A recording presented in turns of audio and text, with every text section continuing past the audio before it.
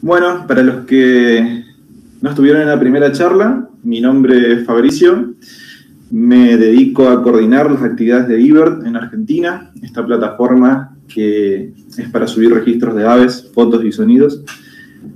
Actualmente vivo en Salta y desde mi departamento me estoy comunicando con todos ustedes. Para los que ya estuvieron en la primera charla, bueno, bienvenidos a esta segunda parte. Desde ya muchas gracias a todos y a todas por sintonizar. Y bueno, la primera charla estuvo un poco, del lunes pasado estuvo basada en cómo utilizar un poco la herramienta de eBird, mostrándole algunas de las funciones de la página, cómo buscar las fotos, cómo explorar los mapas, etc. Y esta segunda charla va a estar principalmente basada en lo que hay por detrás del telón de eBird, es decir,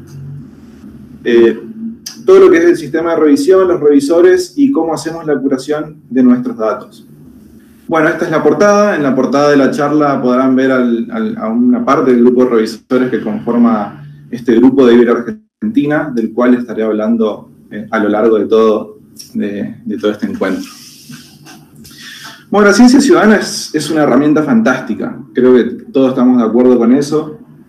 En la charla pasada hemos visto todas las funcionalidades que tiene eBird, todos los mapas que podemos ver, la cantidad de registros que han sido incorporados y todo lo que venimos aprendiendo acerca de nuestras aves, ¿no es cierto? Esta cantidad de datos que se han acumulado es gracias a la ciencia ciudadana, una herramienta que nos ha permitido dar un salto cuantitativo en el conocimiento de nuestras especies, gracias a que todos participamos en este proyecto. Y esa es la ventaja que tienen las aves frente a otros organismos, que las aves, por múltiples motivos, porque vuelan, porque son coloridas, porque cantan, detrás de ellas hay muchos aficionados que las siguen, que las fotografían, que les gusta observarla, todos nosotros, y por lo tanto estamos recopilando constantemente información sobre su ocurrencia, sobre sus registros, para entender dónde están y cuándo en el paisaje. Quizás otros animales, otros organismos no corren con tanta suerte como las aves. Entonces, bueno, por suerte, con las aves podemos trabajar y gracias a la ciencia ciudadana podemos avanzar hacia la conservación de las mismas. Sin embargo, la ciencia ciudadana es propensa a ciertos niveles de error. Cuando recién se inicia esto de la ciencia ciudadana, hace varias décadas, los científicos estaban un poco escépticos acerca de si la información que iba a brindar esta herramienta tenía la rigurosidad necesaria como para poder estudiar de manera científica a los organismos. ¿Y por qué se preguntaban esto? Básicamente porque la ciencia ciudadana tiene tres grandes aristas que producen ciertos errores o cierta incertidumbre en los datos. Una de ellas, y la principal quizás, es la heterogeneidad del muestreo, como está indicado aquí en el Power. ¿Qué significa esto? Básicamente que hay una variabilidad en dónde miramos aves, los científicos ciudadanos, decían los observadores, y con qué intensidad miramos las aves. Es decir, generalmente en estos programas de ciencia ciudadana como eBird o como cualquier otro, los usuarios, las usuarias, van a observar aves a sitios donde ya se sabe que hay muchas aves y sitios donde son fáciles de acceder, digamos, cercanías de rutas, cercanías de ciudades, etc. Lugares remotos, lugares con climas adversos o lugares con muy poca diversidad de aves, desafortunadamente son poco muestreados. Es un error que hay que corregir. Otro error que viene por ahí de la heterogeneidad del muestreo es que nosotros estamos sesgados a reportar las especies que más nos gustan y también, por supuesto, las especies más raras, dejando un poquito de lado las especies comunes y quizás no conociéndolas tan en profundidad. Pese a que son comunes y nos rodean todo el tiempo, muchas veces pasa que las conocemos poco y es increíble, pero más adelante en esta charla les voy a mostrar algunos ejemplitos al respecto. Bien. Otra fuente de variabilidad es la experiencia de los usuarios que participan en estos programas de ciencia ciudadana. Los programas son abiertos a todo el público y nos encanta que todos participen. Sin embargo, también tenemos entendido que hay personas que recién se están iniciando en la observación de aves y también usuarios bastante avanzados. Una gran gama de personas participan en los programas de ciencia ciudadana y tenemos que ver la manera de poder manejar esta fuente de variación. Otra fuente de variación es la variabilidad en la rigurosidad de los registros o listados. Porque puede pasar lo siguiente, puede pasar que usuarios muy experimentados utilicen los programas de ciencia ciudadana como IBER, pero que no sean rigurosos a la hora de incorporar registros o listados. Y por el contrario, usuarios que quizás recién se inician en la observación de aves son muy rigurosos a la hora de incorporar sus registros o listados. Es otra fuente de variabilidad a la cual hay que tener en consideración para poder, digamos, utilizar estos datos. Pasamos a otra diapositiva. Es ahí que los sistemas de revisión son importantísimos para todos los programas, todas las plataformas de ciencia ciudadana. No creo que pueda existir un programa de ciencia ciudadana sin un sistema de revisión. Es decir, puede existir, pero va a presentar diversos problemas. Los sistemas de revisión nos permiten a nosotros estandarizar esas fuentes de variación que yo les había comentado previamente. ¿Para qué? Básicamente para poder proporcionar una base de datos de alta calidad y confiable, que nos sirva a todos para realizar estudios científicos, que es lo que estuvimos viendo, por ejemplo, en la charla pasada, que mostramos los mapas, cómo migran las especies, las variaciones en la abundancia, etc. Por supuesto, para cuestiones educativas, muchas personas se han contactado con nosotros para utilizar esos mapas, para utilizar fotos, etc., para presentarlas, por ejemplo, en las universidades, con sus alumnos en el colegio, etc. Por supuesto, para toma de decisiones, a la hora de tomar decisiones de conservación, por ejemplo, es importantísimo contar con datos de alta calidad y confiables.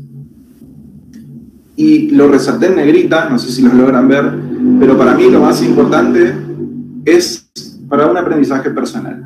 Es decir, nosotros, dentro del grupo de IBER, lo que más nos motiva a curar los datos y a trabajar constantemente para tener una base de datos de calidad y confiable es para que vos, cuando entres a explorar las especies, los mapas de distribución, puedas encontrar información certera, básicamente. Puedes encontrar información certera y así construir tu propio conocimiento. Entonces, para nosotros el aprendizaje personal es fundamental y por eso trabajamos bastante para tener una base de datos de calidad y confiable. Pasamos a la siguiente diapositiva. Entonces, cada plataforma de ciencia ciudadana o cada programa tiene su sistema propio de revisión. Varía de acuerdo a la plataforma, por supuesto. En IBER han optado por un sistema doble. ¿Qué significa esto? En IBER, por una parte, tenemos un filtro automático que automáticamente detecta qué registros son inusuales para una región.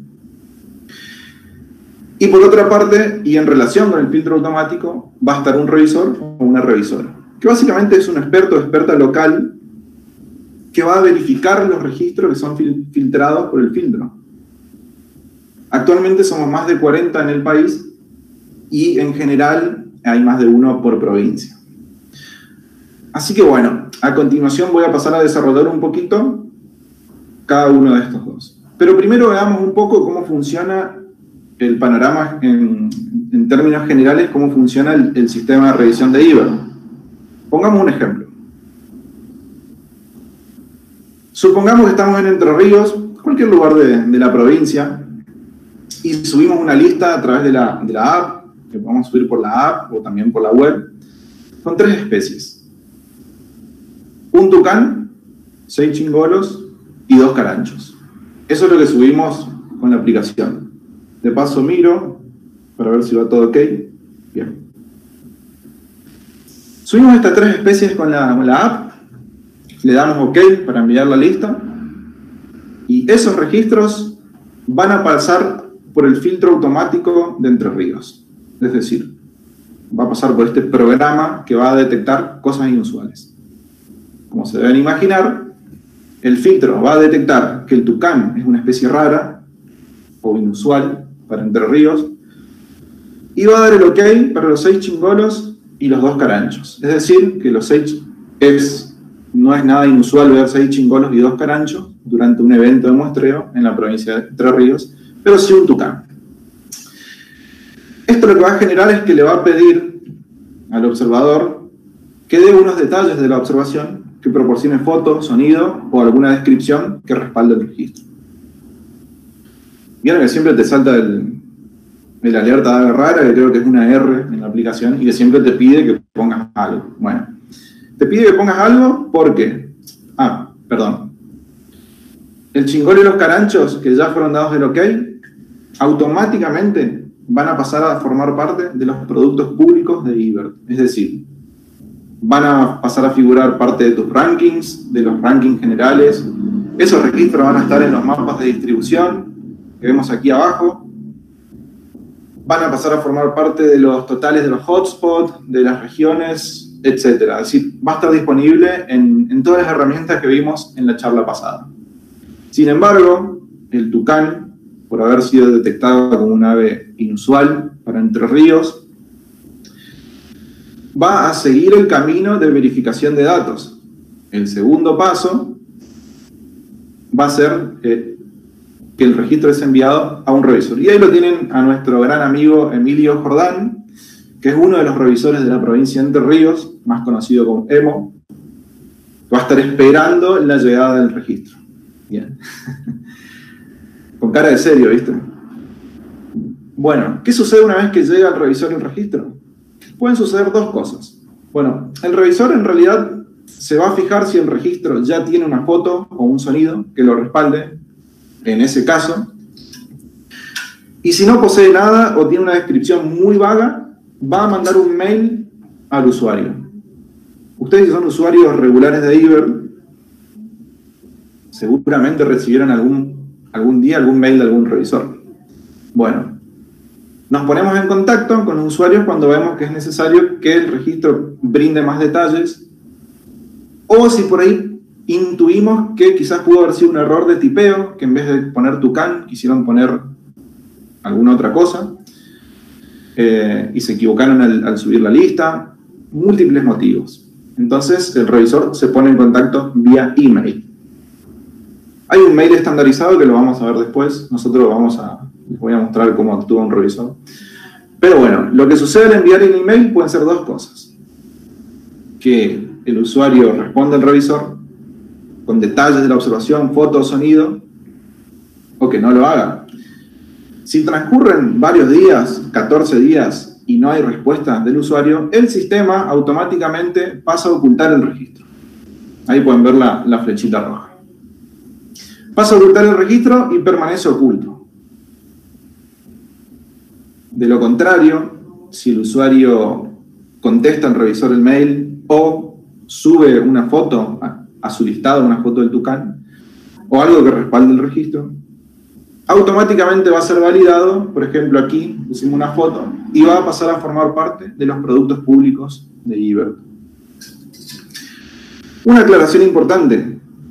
Los productos públicos de eBird son todos aquellos que están disponibles a la comunidad.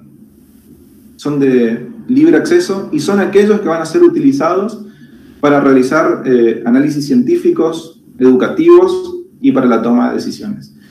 Es por eso que los registros que vayan a los productos públicos de eBird tienen que ser 100% certeros. No puede dar lugar a la incertidumbre tener registros no 100% certeros, porque de ese modo estaríamos metiendo cierto grado de error en la plataforma. Bueno, entendimos más o menos cómo funciona a gran escala el sistema de revisión de eBird. Ahora vamos a focalizarnos en los filtros, para que ustedes entiendan cómo funcionan los filtros específicamente. Los filtros en Argentina funcionan por departamentos por grupos de departamentos o por provincias. Es decir, en cada provincia va a haber una configuración de filtros distintas. En la provincia de Corrientes, por ejemplo, que es la que podemos ver en el mapa, vamos a ver distintos colores. Cada color representa grupos de departamentos que se corresponden a un filtro en particular. El verde va a ser el filtro de Corrientes, Chaco. El marrón, amarillento, va a ser el filtro del Espinal y sur de Corrientes. El celeste, o medio lila, va a ser el filtro de Ituzaingó y Esteros.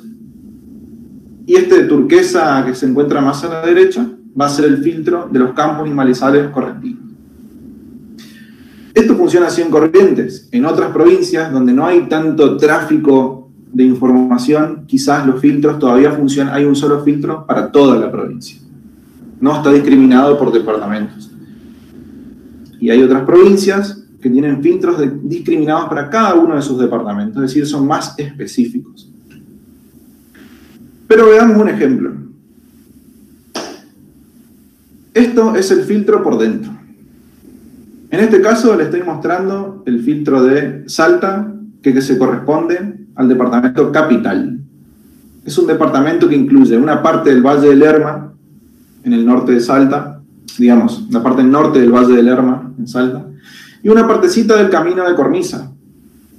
Si ustedes han venido de vacaciones a Salta, o si hay salteños escuchándome en esta charla, seguramente conocen la ruta de Cornisa que atraviesa la selva montana, selva de las Yungas, un camino espectacular.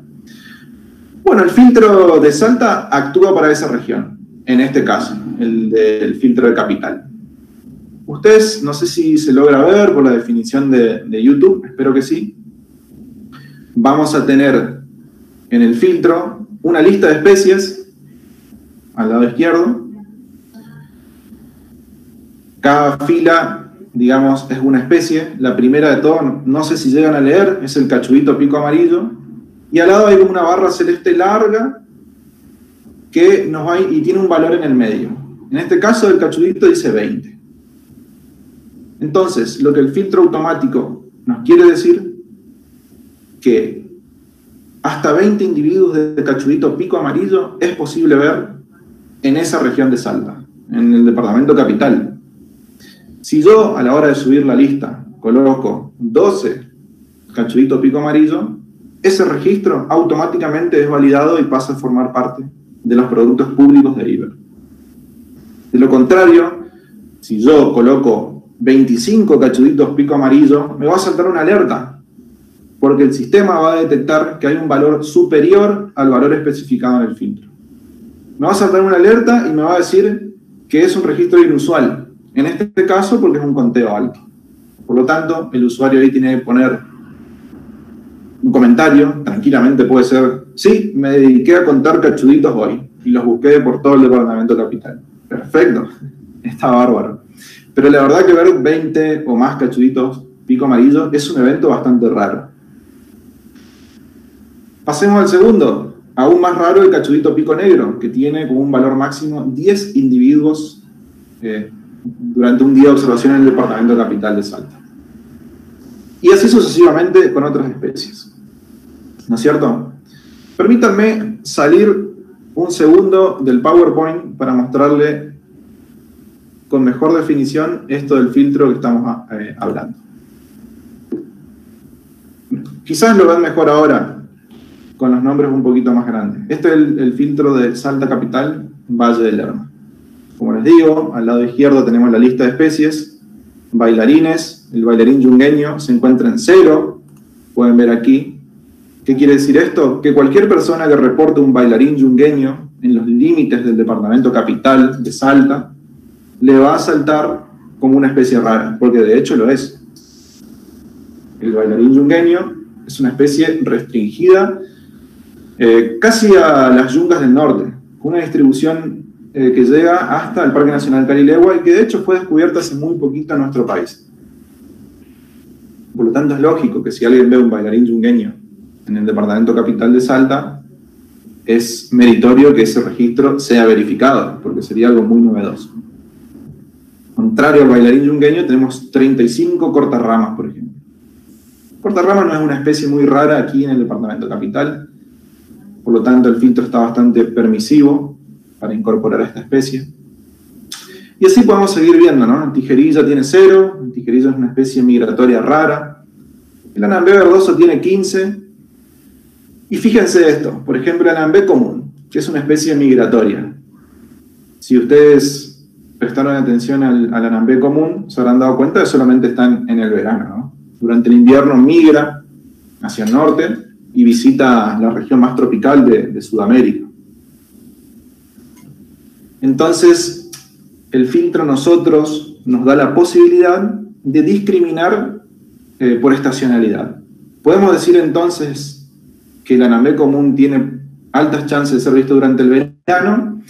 En este caso le pusimos un valor de 60 para septiembre a abril, un valor de 10 en días intermedios de abril, entre el 1 de abril y el 22, y luego para el invierno 0. ¿Qué quiere decir esto? Que si nosotros subimos una lista de IBER durante enero y reportamos al anambé común, no va a saltar el alerta, automáticamente ese registro pasa a los productos públicos de IBER. Pero, si reportamos al anambé común en pleno julio, sí nos va a saltar el alerta de especie rara. Y, por lo tanto, vamos a tener que proveer alguna foto, alguna documentación que respalde el registro. ¿Por qué? Porque el anambé común es una especie un migrante completo. Es decir, es muy difícil que algún individuo permanezca durante el invierno. Entonces, es meritorio que ese registro sea verificado para que pueda pasar a los productos públicos de IBER. Pero, como podrán ver, los filtros son muy subjetivos, porque ¿quién dice que hasta el 22 de abril se pueden ver 10 anambé común? Y la verdad que nadie. Es algo que vamos aprendiendo a lo largo del tiempo, lo vamos ajustando, esto es súper dinámico. Yo hoy mismo puedo mover esta barrita y cambiar el filtro. Si yo, por ejemplo, veo que en mayo empiezan a aparecer muchos registros de anambé común, perfecto, voy a mover la barrita hacia mayo para que ya dejen de saltar los alertas. Entonces, esto es un proceso dinámico y de aprendizaje constante, tanto entre los revisores con los usuarios. Ustedes, a través de sus registros, a través de sus fotos, sus sonidos, nos están indicando también a nosotros cuándo las especies están yendo, migrando, y cuándo las especies están presentes, y dónde. Así que es un aprendizaje constante. Y es súper dinámico, eso es lo divertido. Fíjense que los filtros también son propensos a errores. Y aquí tenemos un ejemplo muy claro, el anambé grande. En el filtro de Salta Capital lo tenemos con un valor de 10 para todo el año. Por lo tanto, si alguien sube una observación de anambé grande durante el invierno, el registro automáticamente va a pasar a los productos públicos de IBER. Sin embargo, va a estar mal o no, porque el anambé grande, al igual que el anambé común, es una especie migratoria. Entonces aquí hay un error en el filtro de Salta Capital. Lo podemos corregir muy fácilmente.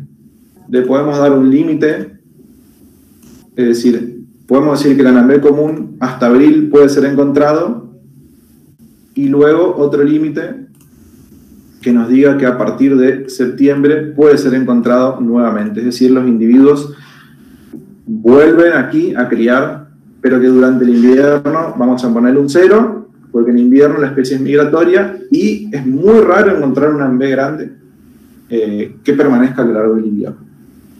Perfecto. Este es el secreto de los filtros. Si me permiten, miro a ver si está todo ok. Bien. Este es el secreto de los filtros. Simplemente para mostrarle cómo funciona, cómo esta planilla nos va a decir a nosotros a la hora de subir un listado si estamos detectando algo raro o algo común, y cómo nosotros podemos modificar a lo largo de las fechas. Eso es fundamental, fundamental porque muchas de nuestras especies son migratorias. Perfecto, pongo guardar y a partir de ahora ya el filtro de Salta capital queda guardado como tal y ya no se van a poder subir más en B grandes durante el invierno. Bien. Ahora, volvemos al Power. Estos filtros tienen sus limitaciones, por supuesto. La gran limitación de los filtros de Iber todavía es que los límites que rigen al filtro son límites políticos. Y como ustedes saben, las aves no se rigen por límites políticos. Sin embargo, al utilizar filtros departamentales, a veces podemos adecuar esos departamentos a las regiones naturales. En algunos casos sí, en otros casos no. De cualquier manera, siempre hay algunos problemitas con los filtros a la hora de detectar especies raras. Y uno de ellos es el que está puesto en la imagen. Son los problemas con especies que están muy restringidas a un sitio en particular. Por ejemplo, nuestra querida viudita enmascarada, una habitante del norte misionero, que está muy restringida a unas reservas del norte misionero. Y donde puede ser vista habitualmente, no es una especie rara ahí. De hecho, se la ve regularmente. Pero, para quienes visiten estas reservas, el filtro en Iber, o sea, el listado en Iber le va a saltar el alerta, por supuesto. No quiere decir, Iber no te está cuestionando que esa especie es rara.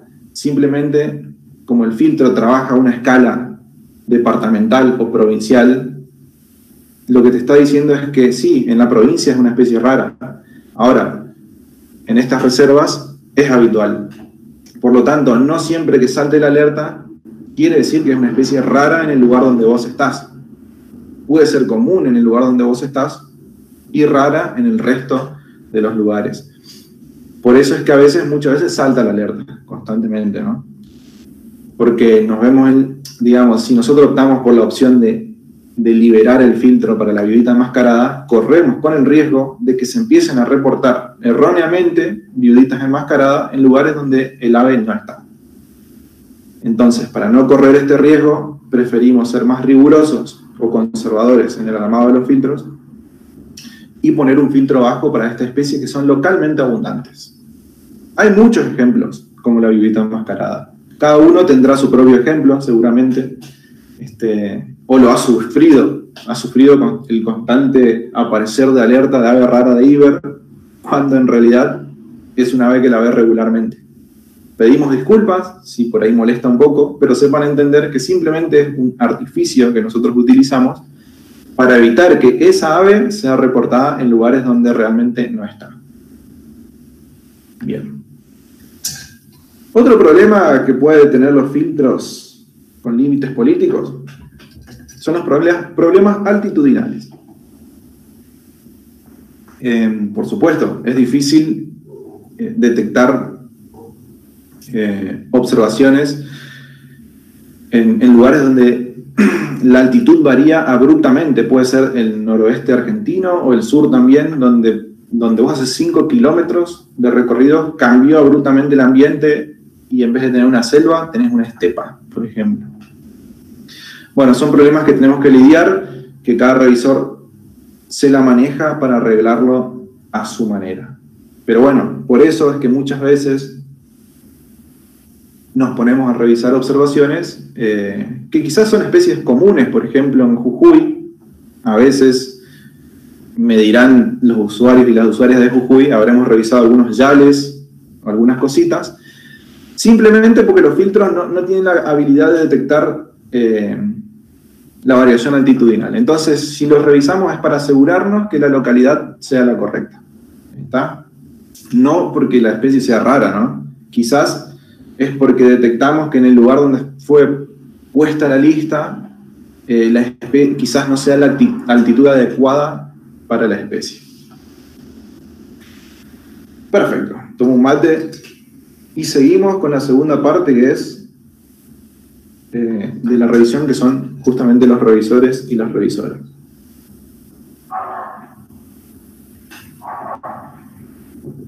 Bueno,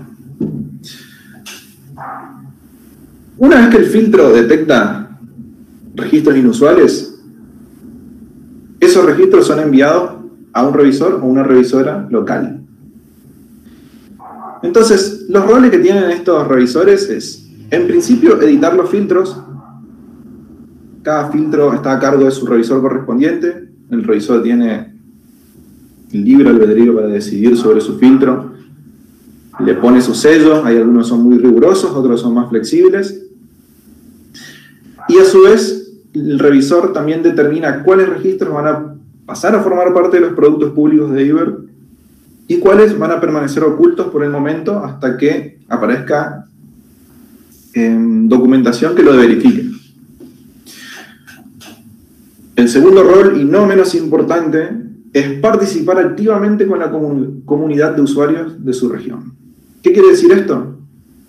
Que nosotros, cuando vamos seleccionando los revisores, es importante que el revisor se comprometa con su comunidad de usuarios y que establezca contacto, que los ayude, en muchos casos, a entender el sistema de IBER, a entender cómo funciona la revisión, a estar al tanto de las inquietudes de los usuarios y bueno, que haya una retroalimentación entre ambos. ¿Por qué? Porque no todos nosotros somos expertos, para nada. Esto es un aprendizaje constante. Un aprendizaje constante entre la comunidad de usuarios, la comunidad de revisores. Los revisores también son usuarios de IBER, también usan la plataforma, también suben registros y también sus registros son sometidos al sistema de revisión. Es decir, estamos todos en la misma. Y es un aprendizaje constante porque hay usuarios que son muy activos y que constantemente encuentran rarezas. Nosotros aprendemos mucho de ellos. De hecho, muchas veces me ha tocado, y no hace mucho, ponerme en contacto con usuarios de IBER del Chaco, de Formosa, diciéndole, buenísimo, fijémonos si el piojito tal se encuentra en tal lugar. Y sí, se recoparon, fueron, buscaron, lo encontraron. Entonces ahí también vamos aprendiendo entre todos cómo se distribuyen nuestras especies y qué tan abundantes son. Entonces, como les digo, un rol importante es establecer este vínculo con la comunidad de usuarios.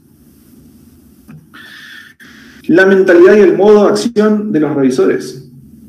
Teniendo en cuenta que los productos públicos de IBER van a ser usados para diversas cuestiones científicas, toma de decisiones y también para que vos tengas una base de datos muy confiable, los revisores deben mantener una mentalidad conservadora. ¿Qué quiere decir esto? Es que los registros que pasen a formar parte de los productos públicos de IBER no deberían contener incertidumbre, es decir, tienen que ser certeros.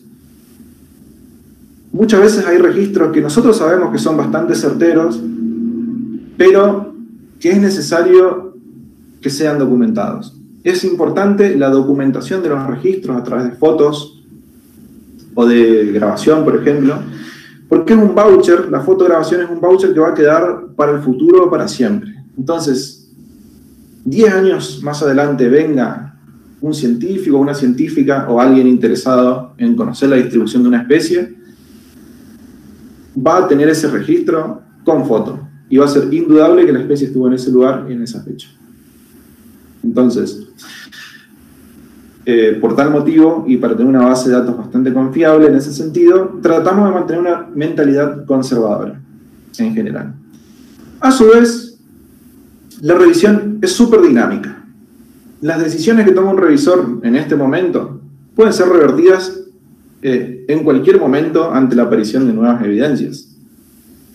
Pongamos un ejemplo típico. Hay especies, por ejemplo, que se expanden, que se están expandiendo rápidamente. Un ejemplo es esta torcaza, que hace poquito, no me acuerdo si es torcaza la blanca, Zenaida meloda, si mal no recuerdo, que se expandió, apareció en La Rioja, después se fue expandiendo más hacia el sur, más hacia el sur. No hace mucho, los filtros en Neuquén, Río Negro, Chubut estaban en 0, y detectaban constantemente a esta especie como rara. Sin embargo, con el paso del tiempo, todos los registros y con evidencia que fueron subiendo la comunidad de usuarios de las regiones de Neuquén, Río Negro, han permitido que las decisiones se reviertan y ahora la especie no está en cero en el filtro en general. Sí mantiene un número conservador, por supuesto, pero ya sabemos que la especie se está expandiendo, va rápido y ahora no es tan rara verla en esos lugares. Esto pasa con muchas especies. Entonces, a lo que voy es que las decisiones pueden ser revertidas en cualquier momento del tiempo, siempre y cuando aparezca la evidencia que respalde esos cambios.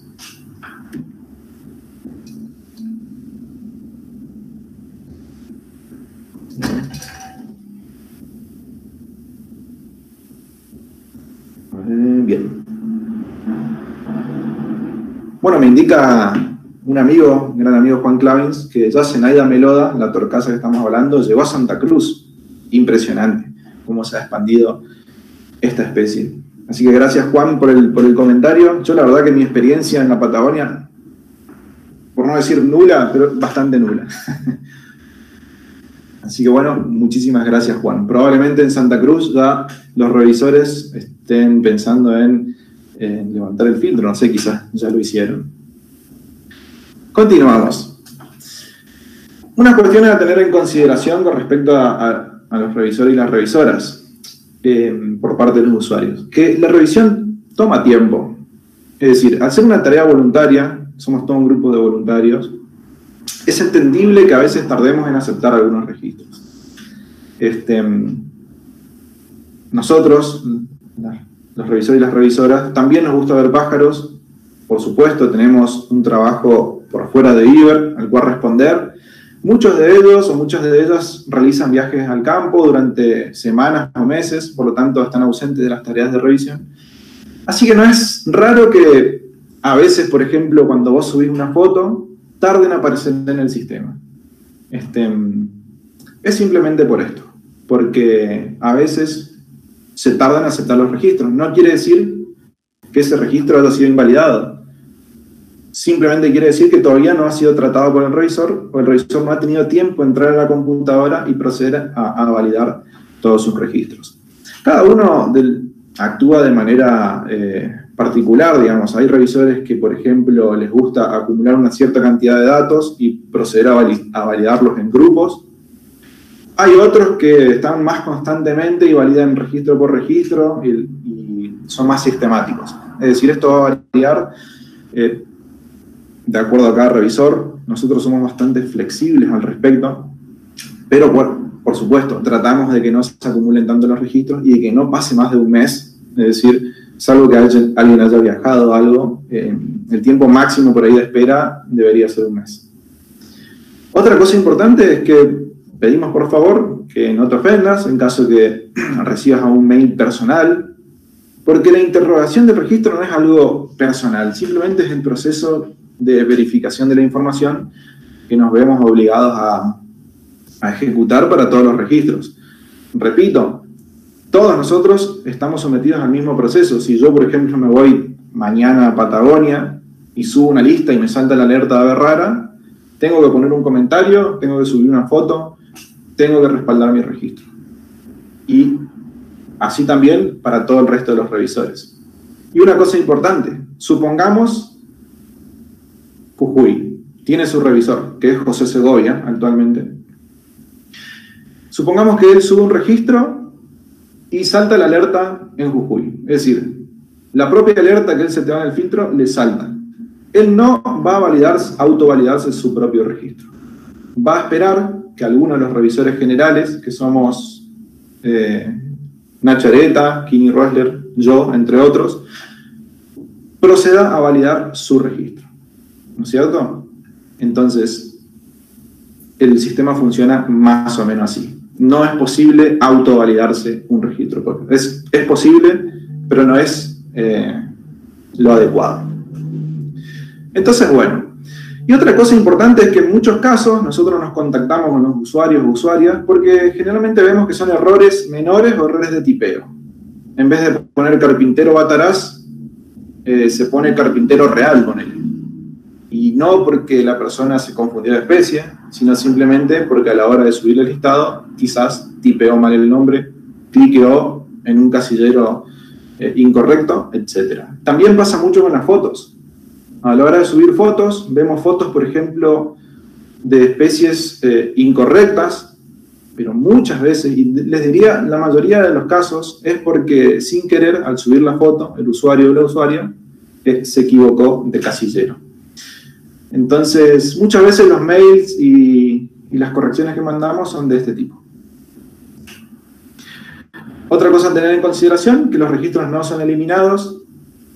En caso que el revisor vea que un registro no contiene el respaldo suficiente para pasar a formar parte de los productos públicos de IBER, no se eliminan, permanecen en tu listado y cuenta personal. Es decir, van a seguir sumando para tu listado de especies, van a seguir en tu listado, etc. Lo único que se va a modificar es que ese registro no va a pasar a los productos públicos, ni a los datos científicos, por el momento, ¿no?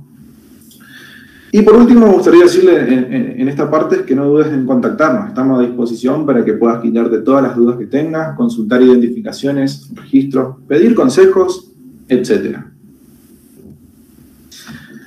A revisar, y pongo una imagen, no soy tan fanático de los Simpsons, pero me pareció muy graciosa la emoción de Homero, ¿no? Entonces, lo que ahora les quiero mostrar es salir un poquito otra vez del PowerPoint y mostrarles un poquito cómo es el proceso de revisión dentro de la plataforma de IBER. Bien. Ya vimos el filtro. Este es el filtro. Y ahora vamos a pasar a ver la planilla de revisión. Ahora estamos en la planilla de revisión. Cada fila representa un registro que fue filtrado por el filtro. En este caso estamos en la provincia de Corrientes. Y que me llega a mí, que soy actualmente el revisor de Corrientes, para revisar. Entonces, actualmente me dice la plataforma que tengo 173 registros pendientes. Tengo que ponerme a laburar un poquito acá. Pero bueno, tampoco es mucho. Se lo trabaja bastante rápido. Por ejemplo, tenemos que Sabina subió hoy una lista donde reportó un halcón peregrino en su casa, en la Cruz Corrientes, aparentemente, con un comentario. Incorporó un comentario en el registro. Podemos proceder a ver este registro y su comentario. Y se observaba junto a un tahuató que intentaba ahuyentarlo. Dio 3 vueltas en vuelo, bastante bajo, a unos 10 metros de las casas y luego se fue. Fase clara como lo observado y fotografiado en la torre por las noches. Perfecto. Este registro, yo no necesito contactarme con Sabina para pedirle más información. Tiene información suficiente. El halcón peregrino en Corrientes es una especie que a veces se ve, está en lugares particulares, por supuesto. Y lo más importante de todo esto es que Sabina ya previamente ha subido fotos de la especie, de este individuo. Entonces este registro automáticamente yo paso a confirmarlo y que pase a los productos públicos de IBER. Aceptar, Field Notes, listo. Ya ese registro va a poder ser visto en los productos públicos de IBER. Ahora vemos 3 registros subidos por Kini. Kini Rosles es un activo usuario de IBER, revisor general, referente de IBER también en Argentina. No se asusten, Kini está cumpliendo su cuarentena en su casa, pero yo le pedí hoy que por favor suba una lista ficticia para mostrarle a ustedes cómo es el proceso de revisión. No anda por Corrientes mirando pájaros. Pero bueno, Kini, supongamos que Kini estuvo en Corrientes y subió esta lista hoy. Y reportó un ipequí, que es una especie rara en Corrientes, puso un comentario diciendo un individuo en el río. No me dice mucho el comentario. Es decir, si bien es difícil confundir un ipequí, pero había que poner un poquito más de esmero para al menos indicarme a mí, revisor, que pudo, a ver, lo vi bien, una descripción breve, como para ser más certero con el registro. Como Kini no incorporó demasiada información, entonces yo voy a proceder a mandarle un mail. Puedo clicar aquí, en esta casillita que dice solicitar más detalles aquí. Me va a abrir una ventana con un mail estandarizado por IBER que se lo voy a poder enviar aquí. Puedo editar este email, muchos revisores lo editan, otros no. Tengan en cuenta también que muchas veces revisamos cientos de registros a la vez, por lo tanto, muchas veces optamos por mandar el mail estandarizado. Y otras veces, si son cuestiones muy particulares, lo editamos y ponemos un comentario para que el usuario, por supuesto, se guíe. Pero no te enojes si por ahí recibís los mails estandarizados. Quiere decir que quizás el revisor está revisando, mandando decenas de registros a la vez. Entonces, el IP key fue a revisión. Vamos a actualizar la página. Y fíjense que ahora el IP key figura primero y me aparece acá en status a la derecha como pendiente. Quiere decir que yo ya mandé el mail y estoy esperando una respuesta. Si transcurren 14 días y no hay respuesta, ese registro automáticamente va a pasar a ser oculto de los productos públicos de Iber. Sin embargo, si después de 2 o 3 meses Kini me escribe y me dice, che, acá está la foto, o sí, era un IP key, un macho, y daba ciertos detalles de la observación, yo puedo ingresar nuevamente a un sector de la planilla de revisión donde están los registros ocultos y validarlo nuevamente. Es lo que les contaba hoy, es un proceso dinámico. Vemos otro registro, el carpintero Garganta Negra, en el bosque ribereño, en Ituzaingó, en la localidad de Ituzaingó, Corrientes. En este caso, el carpintero Garganta Negra es una especie que se sabe que está en esa región de Corrientes. Por lo tanto, quizás yo no tenga la necesidad de volver a contactarlo al Kini y pedirle más detalles. Yo sé que el carpintero Garganta Negra se lo ve ahí de manera regular, entonces puedo proceder a aceptarlo. Acuérdense que los filtros actúan en grandes regiones. El departamento de Ituzaingó en Corrientes incluye también a la región de Iberá y creo que a Carlos Pellegrini. Por eso el carpintero Garganta Negra está en 0. Porque si alguien ve un carpintero Garganta Negra en los esteros del Iberá, digamos en la región de Pellegrini, ahí y no proporciona detalles, en ese caso sí me veré, digamos, tentado a mandarle un mail preguntándole por más detalle de esa observación. Quizás para saber si es que no estuvo primero en Ituzaingó, esta persona lo vio ahí y después se fue hasta Carlos Pellegrini y decidió subir la lista desde Carlos Pellegrini, por ejemplo. Suele pasar mucho. Es decir, yo no estoy dudando que haya visto el carpintero Garganta Negra. Sin embargo, quiero consultar si es que lo vio en la localidad donde la lista lo indica. Perfecto. Seguimos con otro más y después pasamos a otro, por ejemplo, el Fío Fío Pico Corto. Kini dice, visto, no escuchado. Tercer bandalar en los comentarios. Fío Fío Pico Corto es una especie migratoria que ya se está yendo de nuestro país a pasar el invierno en las regiones tropicales. Por lo tanto, nuevamente me voy a volver a poner en contacto con el señor Kini para que proporcione más registros de su observación, porque si bien indicó que la tercer bandalar es diagnóstica para esta especie, es decir, se la identifica por la tercer bandalar bastante bien, sin embargo, el Fío Fío Pico Corto es una especie muy difícil de identificar y que para estas fechas ya sería rara. Por lo tanto, merece que me brinde un poquito más de detalles acerca de la observación. Los registros con fotos también los puedo ver acá. Por ejemplo, acá hay un curió, Sporophylla angolensis, de Ricardo, para el portal Cambiretá, con unas fotos espectaculares. Esto yo ya puedo hacer clic acá, la foto está perfecta, genial, y ya paso a validar la foto. Perfecto. Después tenemos una foto de los Milanos Boreales, de Pedro Gloria. Perfecto, sin lugar a dudas. Uy, se borró la foto. Sin lugar a dudas son Milanos Boreales, la fecha da perfecta. Durante febrero, inicios de marzo, esta especie de Milano Boreal se junta en grupos y empieza a migrar hacia el norte, a las tierras donde cría, que es allá en Norteamérica. Así que, excelente. Paso a validar todos estos registros fotográficos sin ningún problema. Felicitaciones por el registro. Una especie muy interesante. Y así sucesivamente. Más que nada, básicamente así funciona el sistema de revisión de Iber. Permítanme, me fijo si está todo ok en el WhatsApp. Al parecer sí. Bien. Excelente. Volvemos al Power.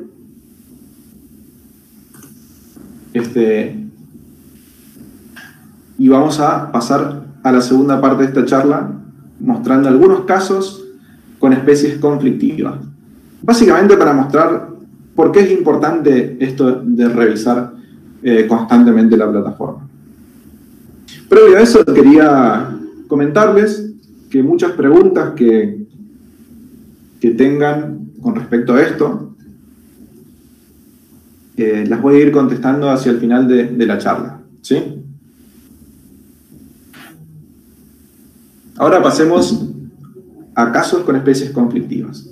Como les dije en un principio, la plataforma de ciencias ciudadanas están propensas a errores. Hay diversos tipos de errores y hay especies que, digamos, son más propensas a tener este tipo de errores. Yo les voy a mostrar algunas. Las especies crípticas.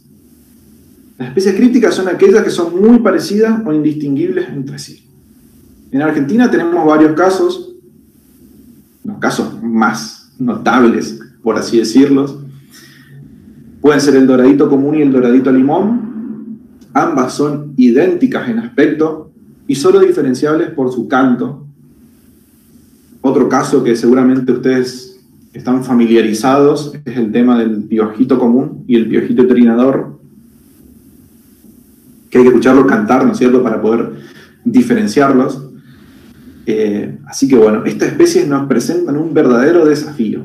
Nos presentan un verdadero desafío porque no hay manera de saber si fue una u otra, si es que no existe una grabación del canto, o si es que el usuario nos indica que efectivamente la escuchó cantar. Y les voy a mostrar un mapa de distribución para ver hasta qué punto pueden llegar los errores con estas especies. Vamos al mapa de distribución de Iber y vamos a poner en principio el doradito limón. Bueno, ahí me abre el mapa general del mundo. Pongo doradito limón en la búsqueda y me van a aparecer todos los registros del doradito limón. Vamos a filtrar por el verano, de diciembre a febrero, para ver dónde se encuentra esta especie en verano, dónde cría. Y nos va a mostrar que la especie se distribuye bastante en Chile, Neuquén, sur de Buenos Aires, algunos registros en Córdoba, básicamente la región árida, el cinturón árido del centro-sur de Argentina. Ahí es donde cría esta especie, donde puede verse, y donde el doradito común no está, porque el doradito común cría principalmente en la región pampeana, es decir, sur de Entre Ríos, sur de Santa Fe, Buenos Aires, norte de Buenos Aires, y es el doradito que quizás la mayoría de los observadores de aves de Buenos Aires esté más familiarizado. Bueno, el doradito limón durante el verano no se superpone en distribución con el doradito común, así que todos los registros de doradito limón del cinturón árido de Argentina están validados. Ahora, el doradito limón es una especie migratoria, al igual que el doradito común. Las dos especies durante el invierno se van, desaparecen de sus sitios de cría. La pregunta es, ¿dónde se van? Fijémonos lo que pasa cuando ponemos que Iber nos muestre los registros de mayo a agosto del doradito limón. Espero no esté mareándolos con todo esto. ¡Voilá! Aparece un solo registro. En el este de Entre Ríos de Diego Gallego y Kini. Seguramente en los comentarios indican que lo escucharon cantar. No existe más registro del doradito limón en invierno. ¿Qué pasa? Es decir, no sabemos nada de esta especie durante el invierno. ¿Dónde migra? Absolutamente nada. Fijémonos qué pasa en invierno con el doradito común.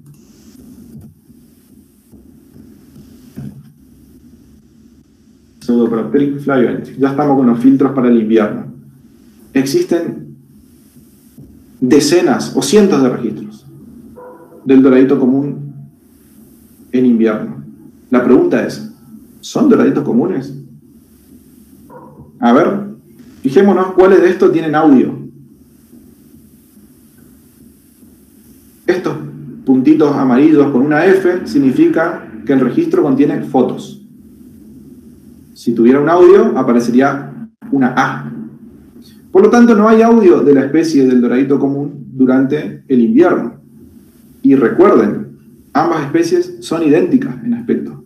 No pueden ser identificadas por foto. Sí o sí es necesario escuchar cantar a la especie. Entonces, ¿cómo podríamos nosotros estar seguros de que estos son efectivamente doraditos comunes, no? Tranquilamente podría haber doraditos limones metidos dentro de estos registros. De hecho, el único registro confirmado de doradito limón en IBERT es de Entre Ríos, justo donde también hay registros de doraditos comunes. A esto me refiero. Esto es un caso muy problemático. Y lo mismo sucede con el piojito común y el piojito trinador. Por lo tanto, nosotros incentivamos a nuestros usuarios a grabar el canto de estas especies y subir el audio. De esta manera, a lo largo del tiempo, quizás podemos entender realmente si todos esos son doraditos comunes o si metido entre todos esos registros hay muchos registros que efectivamente correspondían al doradito limón. Y también, a su vez, aprender dónde esta especie migra. Así que si recibís emails consultando si escuchaste el canto de un doradito, es por este fenómeno que encontramos. Pasamos a otra especie, el caso de la calandria grande. Las especies comunes también presentan ciertos desafíos, y es lo que yo les decía en un principio. Muchas veces a las especies comunes son las que menos conocemos, paradójicamente, ¿no? Y fíjense lo que sucede con la calandria grande, es loco. Hay dos imágenes. Las imágenes se corresponden al noroeste de nuestro país, a la esquina noroeste, donde están las provincias de Jujuy, Salta, una parte de Catamarca, Tucumán, Santiago del Estero, Chaco y el oeste de Formosa. La imagen de la izquierda nos muestra a nosotros los registros que hay en IBERT sin fotos de la calandria grande. La imagen de la derecha nos muestra a nosotros los registros que contienen fotos de la especie. Increíble, hay una diferencia brutal. Es decir, no existen fotos de la especie en todas las provincias del NOA, ni en Jujuy, ni en Salta, ni en Tucumán, ni en Catamarca. Ahora, sí hay un montón de registros sin fotos. La pregunta es, surgen dos preguntas, ¿no? ¿Será que las personas no le sacan fotos a la calandria grande en esas regiones? ¿O será que esos registros son errores con otras calandrias? La experiencia nos ha mostrado que la mayoría de los registros, de hecho el 100% de las fotos que hemos revisado, porque aparecieron fotos de calandrias grandes en estas regiones, pero el 100% resultaron ser confusiones con la calandria mora, una especie muy parecida. Ahora, la pregunta es, ¿por qué sucede esto? Sucede porque todos teníamos desconocimiento de que la calandria grande, si bien está presente en la región más chaqueña del noroeste argentino, es muy rara, ¿no? Pero las guías de identificación que nosotros usamos no logran ese detalle en sus mapas de distribución. Por lo tanto, al ser la calandria grande, una especie común, una especie que habitualmente vemos alrededor de nuestras casas, intuimos de manera errónea que la especie está presente. Y a veces no le prestamos atención. Pero resulta que todos los registros en la región serrana de Jujuy, Salta, Tucumán y Catamarca resultaron ser calandrias moras. Un sesgo importantísimo en la distribución de la calandria grande. Un sesgo que puede llevar a un entendimiento erróneo de su distribución, de su abundancia, etc. Por lo tanto, no se sorprendan si en las próximas semanas o meses empezamos a revisar todos los registros no documentados de la calandria grande en la región del NOA. Una aclaración, esto no es culpa de los usuarios, simplemente parte de un desconocimiento general que tenemos todos, incluidos los revisores de estas especies, porque esos registros sin fotos están ahí porque el filtro permitió en un principio que se encuentren ahí. Nosotros también desconocíamos que la calandria grande era una especie rara en estas provincias. Y vamos aprendiendo junto con ustedes. Otro ejemplo claro es el del fío-fío pico corto. Y en este caso es una especie migratoria. Vamos otra vez al mapa de distribución. Lo que yo quiero contarles es que esta especie hemos descubierto que está completamente ausente, o en un 99% ausente, desde mayo a agosto en nuestro país. Migra hacia las regiones tropicales de Sudamérica. Incluso llega hasta Trinidad y Tobago. Increíble la migración que hace este bichito. Nos vayamos de nuevo al mapa de distribución. Pongamos verano, de noviembre a febrero, y cambiemos la especie, por supuesto, porque hasta ahora teníamos al doradito. Nos va a mostrar otra vez el mapa del doradito acá. Esperen que cambio la especie. El Aenia parvirostris es el complicado fío-fío pico corto. Bueno, en verano tenemos infinidad de registros de esta especie a lo largo de todo el país.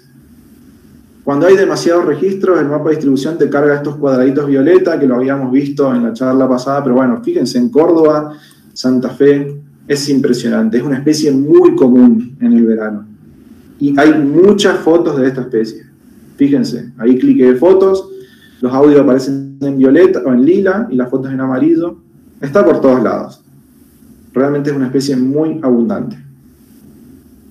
Fíjense lo que sucede ahora.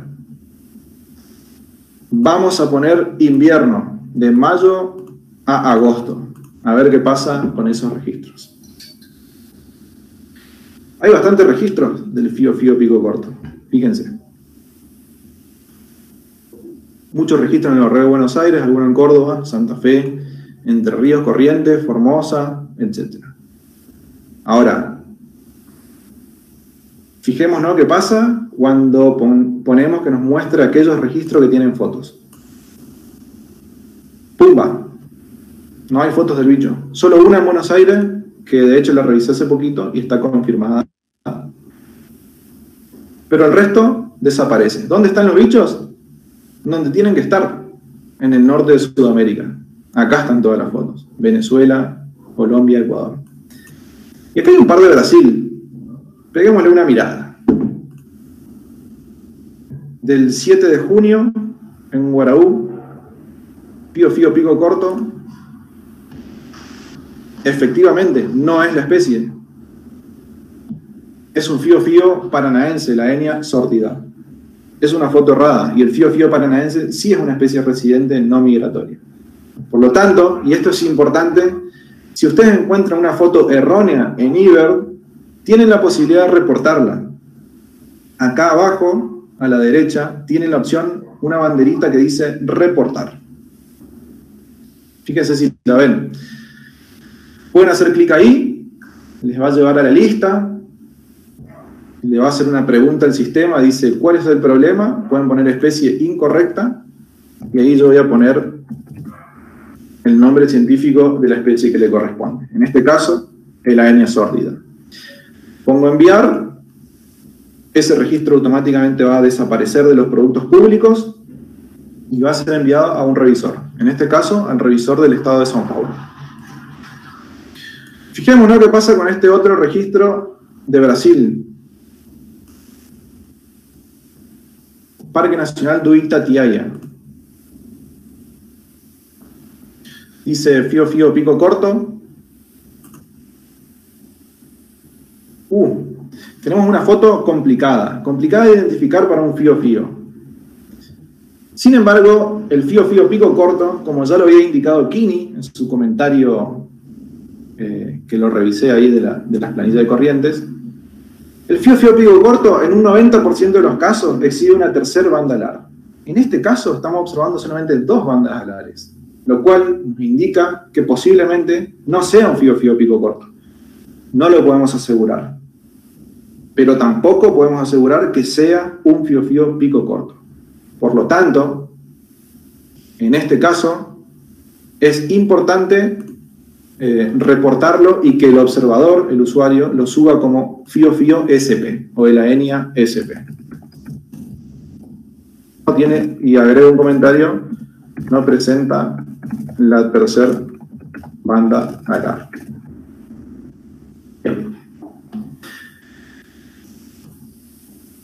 Entonces, era básicamente eso lo que les quería mostrar. Fíjense que ahora ya desaparecen esos registros del mapa de distribución del fío-fío pico corto para el invierno. Bueno, básicamente eso. Otro sesgo importante en la base de datos de IBER que nos hemos dado cuenta nosotros hace muy poco. Nos hemos dado cuenta hace poquísimo, no más de un año y medio, que hemos estado trabajando con estos datos y nos dimos cuenta de este gran sesgo que existe con algunas especies. Es por eso que muchos estamos insistiendo bastante con el tema de las especies migratorias. Porque como así el fío-fío pico corto presenta este problema, también existen otras que presentan un problema similar. Otro gran problema es nuestro desconocimiento, y me incluyo, de la biografía de las aves. A veces se afirma que las aves vuelan, por lo tanto no es imposible que aparezca esa especie por estos pagos. Sin embargo, esa afirmación es parcialmente cierta. ¿Y por qué digo parcialmente? Porque es verdad, en cierto punto, hay muchas especies que erráticamente aparecen en distintos lugares del país o del globo, pero hay otras especies que tienen condiciones, que necesitan condiciones ambientales muy particulares para poder vivir. Y que no se pueden dar el lujo de aparecer, digamos, en lugares fuera o lejanos a los sitios de su distribución habitual. Y en esto podemos ver el caso del cerquero amarillo y el cerquero cabeza castaña. Son dos especies muy bonitas que habitan la selva de las yungas en el noroeste de Argentina. Si ustedes se fijan en sus guías de distribuciones, van a ver que el mapa pinta que ambas especies están en el mismo sitio. Sin embargo, como les comenté previamente, las guías de distribuciones no pueden ser tan específicas con el mapa de distribución. De hecho, no es su función. Su función es dar un panorama general acerca de la descripción del ave y dónde habita. Si miramos fino en la distribución de estas especies, nos vamos a dar cuenta de que no coexisten. Si bien habitan las yungas, la selva de las yungas, nunca vamos a ser capaces de encontrar al cerquero amarillo y al cerquero cabeza castaña juntos. ¿Por qué? Simplemente porque evolucionaron en dos partes distintas de la selva de las yungas. Vamos a mirarlo. Cambiamos acá, ponemos todo el año y cambiamos a la especie. Vamos a poner primero cerquero amarillo.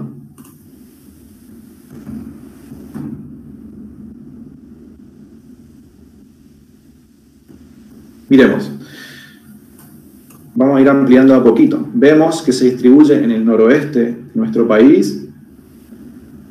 Si aproximamos a Jujuy, tenemos la capital, San Salvador de Jujuy, y el cerquero amarillo se distribuye principalmente por el cordón más oriental de los Andes o sierras subandinas. En este caso, tenemos a la región de Palma Sola y todo lo que es el Parque Nacional El Rey, las sierras de Santa Bárbara, etc. El cordón oriental. Y se distribuye hasta Tucumán. Inclusive un poquito más al sur, casi llega a Catamarca, en IBER. Interesante. Ahora vemos qué pasa con el cerquero cabeza castaña.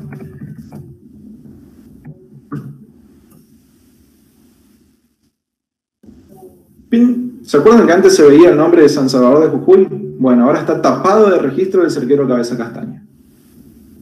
Aquí está Libertador San Martín, toda la región del Parque Nacional Calilegua, lleno de registros del cerquero cabeza castaña. Y fíjense acá, no sé si se ve la manito, pero la región de Palma Sola, el Fuerte, era el área de distribución del cerquero amarillo. Y no hay registro del cerquero cabeza castaña. Interesantísimo. Es por eso, porque aquí hay un valle gigante que separa ambos cordones montañosos y a su vez separa la distribución de ambas especies. No coexisten, nunca se encuentran juntas. El tema es que pocos libros nos aproximan a esa información, digamos, tan específica. Todo esto lo vamos descubriendo gracias a IBER. Gracias a IBER y gracias también a los revisores, a los usuarios que van subiendo fotos, y a una investigación constante. Entonces recuerden que la próxima vez que nos visiten por Jujuy o por Salta, tengan en cuenta que ambos cerqueros no van a poder ver en los mismos lugares. Pero hay una estrategia bastante simple. Pueden irse a la región de Santa Bárbara, por ejemplo, a la reserva de Ecoportal de Piedra, a ver el cerquero amarillo, y ahí cerquita nomás se pasan al otro cordón montañoso, al Parque Nacional Carilegua, y van a ver un montón de cerquero cabeza castaña, y van a poder disfrutar de ambas especies. Siempre recuerden subir el listado en el lugar correspondiente, porque también sucede que muchas veces recorremos grandes distancias y después ponemos un punto e incluimos a las dos especies en el mismo listado. Bueno, eso no puede pasar a formar parte de los productos públicos de IBER porque estamos perdiendo mucha precisión en los datos. Muy bien. Tomo un mate y fijo si va todo ok.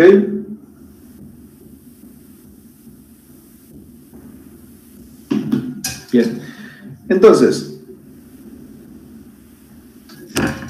si logramos buenos datos, se obtienen productos muy interesantes. Y acá viene la parte un poco más divertida. Ya hemos visto lo que se obtiene con datos de buena calidad en la charla pasada, con esos mapas recopados. Ahora vamos a mostrarlo de nuevo, por supuesto, para aquellos que no tuvieron la oportunidad de verlo el lunes pasado. Con datos de buena calidad, en IBER podemos generar estos mapas que se llaman mapas, modelos de distribución espacio-temporales, que básicamente nos muestran dónde están nuestras especies a lo largo del año y cómo varía su abundancia. En este mapa espectacular podemos ver a la tijereta, una especie conocida por todos, y cómo va cambiando su distribución a lo largo del año. Fíjense, ahí estamos en septiembre, octubre, noviembre, diciembre, y durante el invierno la población de tijeretas se muda al norte de Sudamérica. Cuanto más intenso el color, digamos, cuanto más se aproxima al blanco, mayor es la abundancia de la especie en esa región. Esto nos permite un entendimiento integral sobre distribución y abundancia de nuestras aves. La curación de datos que hacemos todos los revisores y revisoras permiten que estos datos sean realmente precisos y sin sesgos. Por eso es importante tener un buen sistema de revisión para que esta información después pueda ser tomada de manera certera por quienes toman decisiones de conservación, por ejemplo. Veamos otro ejemplo. Y acá les voy a pedir primero que se sitúen en Norteamérica, pero mirando a Norteamérica desde el polo norte hacia el sur. Es decir, aquí vemos la península de Baja California. Esa península que va desde California hacia México, ¿no es cierto? Que forma parte de México. Y van a ver como unos redonditos celestes o azules en la costa del Océano Pacífico, en este caso, que nos están indicando la abundancia de playero trinador. El playero trinador, esta ave playera espectacular con un pico largo, algo curvo, que nos visita todos los años en Argentina. Cría en Norteamérica, por supuesto, hacen ido ahí. Cuando termina de criar, migra hacia Sudamérica y nos visita a nosotros. Y también a nuestros países vecinos. Fíjense lo que podemos lograr con estos modelos de IBER. Esto se logra con las observaciones que vos subís al sistema y también gracias a la curación de los datos que han hecho nuestros revisores y revisoras. Y por supuesto también gracias a los científicos que han desarrollado estos modelos. Pongámosle play. Veamos qué pasa con la abundancia a lo largo de nuestro continente. Estamos ahí todavía en Norteamérica, empezamos a tener un panorama de México. Vemos que la especie se distribuye a lo largo de la costa del Pacífico. Fíjense que en Honduras, Costa Rica, hay como unos pilares, como unos edificios. Eso quiere decir que la especie ahí es abundante, empieza a ser más abundante. Y pueden ser sitios de parada durante su migración. Y fíjense lo que sucede cuando nos aproximamos a la costa pacífica en Chile. Ahí la especie logra su mayor abundancia. Es impresionante. Este modelo fue hecho durante el periodo de migración tardío ya del playero trinador, cuando ya la mayoría de los individuos alcanzaron nuestro continente. Esto es lo que se puede lograr con IBERT, con tus observaciones, gracias a la curación de datos de los revisores. Podemos lograr esto, un entendimiento a escalas pequeñísimas, porque cada uno de esos pilares es una región muy particular en el espacio geográfico, pero a su vez un entendimiento también a una escala muy grande a nivel continental, sobre abundancia y estacionalidad de nuestras especies. Esto permite tomar decisiones de conservación, no me voy a detener mucho en esto, pero por ejemplo en Norteamérica detectaron humedales prioritarios para la conservación de aves playeras gracias a las observaciones de IBERT. Se vieron qué humedales en una región de Norteamérica del Oeste se encuentran las mayores abundancias y realizaron un modelo que permitió detectar las áreas de mayor prioridad de conservación. Y en Argentina nosotros también estamos muy preocupados por la calidad de datos porque hay 3 grandes proyectos que actualmente están haciendo mucho uso de los datos de IBERT, entre otros. Pero los que voy a mencionar ahora son la migración de aves en Sudamérica, por eso hemos descubierto cuestiones como la del fiofio pico corto, el proyecto Macato Viano y el proyecto Cardenal Amarillo, que hace muy poquito lanzó una publicación interesantísima donde utilizó muchos datos de ciencia ciudadana. Así que felicitaciones a los autores.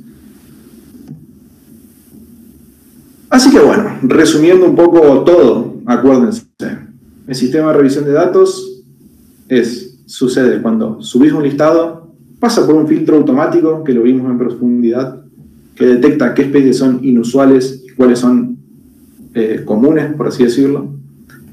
Las que no son filtradas por el filtro automáticamente pasan a formar parte de los productos públicos de IBERT. Las que son detectadas como inusuales pasan por un revisor, y el revisor, de acuerdo a la información que después le brinda el usuario, decide si mantenerlo oculto el registro o si pasa el proceso de verificación y puede pasar a ser parte de los productos públicos de IBERT. Pasamos rápidamente a las preguntas frecuentes y después leo las preguntas frecuentes a través de lo que me van mandando Mary del WhatsApp. Una de las preguntas era, ¿cómo seleccionamos a un revisor o revisora?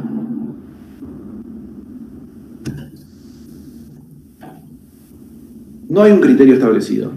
Tiene que ser buena onda, tiene que tener ganas de aprender y participar activamente en la revisión. Ni siquiera es excluyente que sea un experto en su región. Todos acá estamos aprendiendo. Y lo importante de un revisor es que tenga buena onda, ganas de aprender y que le dedique un tiempo necesario a participar en la tarea de revisión, no solo revisando registros, sino también en contacto con su comunidad de usuarios. Para aprender hay tiempo y lo va a hacer rápidamente. Ya lo habíamos mencionado, pero ¿cuál es el rol del revisor y la revisora? Curar la base de datos y vincularse con los observadores de aves de su región. ¿Cómo me contacto con la persona que revisa mi área? Una buena pregunta. Actualmente no tenemos, hay un post, pero queda un poquito desactualizado en la página de IBERT. Así que en breve vamos a lanzar un posteo en nuestra página detallando a todos los revisores regionales, poniendo su email para que vos te puedas contactar. Pero si podés, estás un poco más apurado, tenés una pregunta más urgente, nos puedes escribir a ibert@avesargentinas.org.ar y nosotros te vamos a acercar el contacto del revisor de tu área. Doy un tiempito ahí mientras tomo un mate, así se anotan la dirección de correo electrónico. También en caso de tengan cualquier tipo de consulta, nos pueden escribir a esa dirección.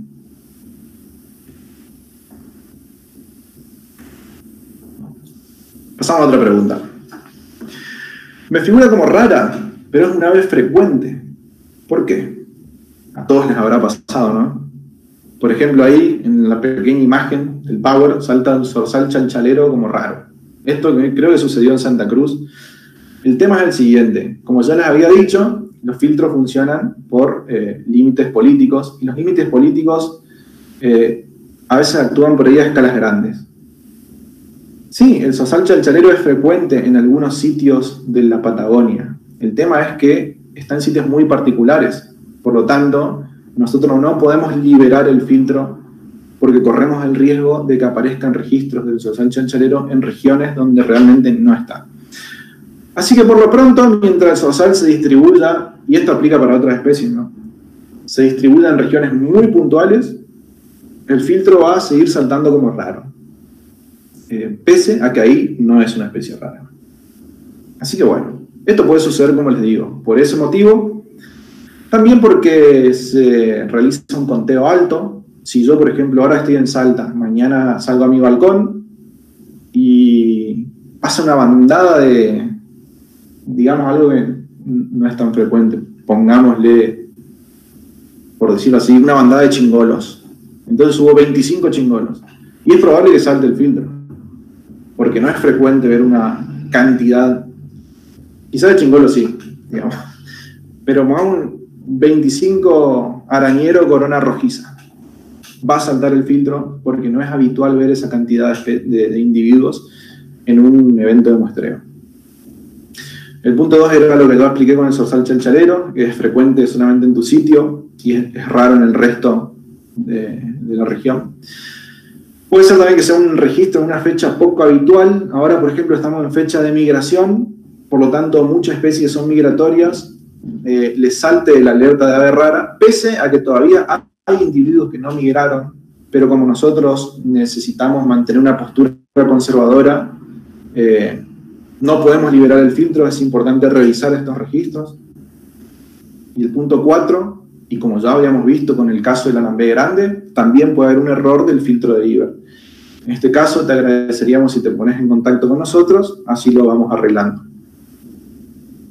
Así que como ves, no siempre se trata de una rareza cuando salta el alerta de ave rara. Pasamos a otra pregunta. Tengo fotos de un registro pero no aparece en IBER. Acá pueden suceder varias cosas. Puede ser que el revisor o revisora aún no lo haya tratado. Mientras el registro esté ahí en la planilla de revisión, no va a aparecer en los productos públicos de IBER. Y puede ser que el revisor haya viajado o esté ocupado en su trabajo o en su proyecto y no le pudo haber dado todavía el tiempo de aceptarlo. Así que es cuestión de esperar.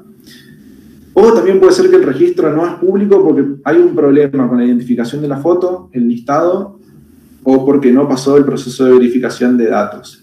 En este caso, yo creo que tuviste que haber recibido un mail del revisor consultando por el registro. Así que te incentivamos que por ahí vayas a tu casilla de email y ver si no tenés por ahí el mail del revisor consultando por el registro y que por eso ha aparecido como no público. Tengo foto de un ave que no sé identificar. ¿La subo igual? Bien.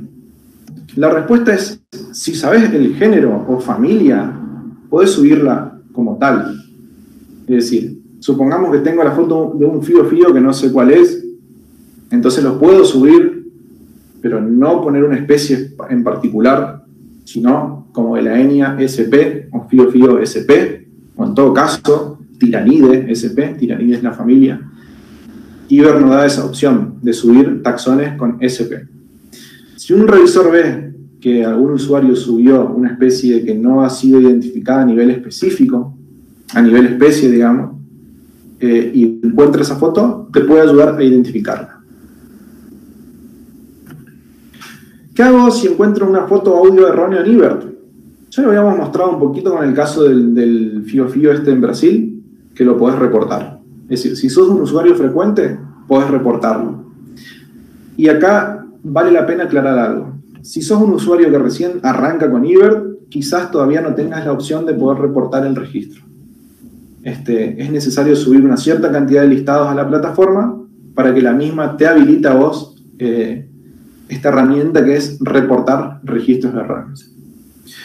Por lo tanto, si por ahí no tenés la opción de reportarlo porque sos un usuario nuevo de Iber, puedes contactarte con el revisor regional o a través nuevamente de nuestro email iber@avesargentinas.org.ar.